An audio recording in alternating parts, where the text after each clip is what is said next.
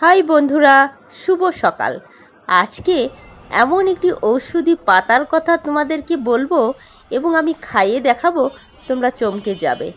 তো আসসালামু আলাইকুম ও নমস্কার প্রিয় বন্ধুরা, আমি চলে এসেছি। এই দেখো, গাছটা কি বলতে পারো এটা কি? এটা হচ্ছে শিউলি ফুলের গাছ। তো এই শিউলি ফুলের গাছের পাতা আমি প্রতিদিন 2টা করে পাতা রোজ সকালে 8টা থেকে 8:30টার মধ্যে আমি চিবিয়ে এর রসটা খেয়ে ফেলি এবং পুরো পাতাটা আমি খেয়ে ফেলি।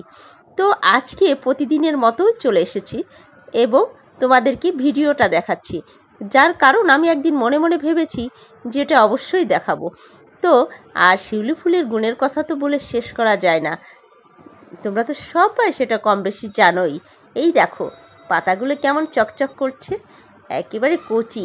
আর একটু বর্ষা হচ্ছে, তো এই বর্ষায় দারুণ কচকচি কচি পাতাগুলো একদম খেতে কি যে ভালো লাগে।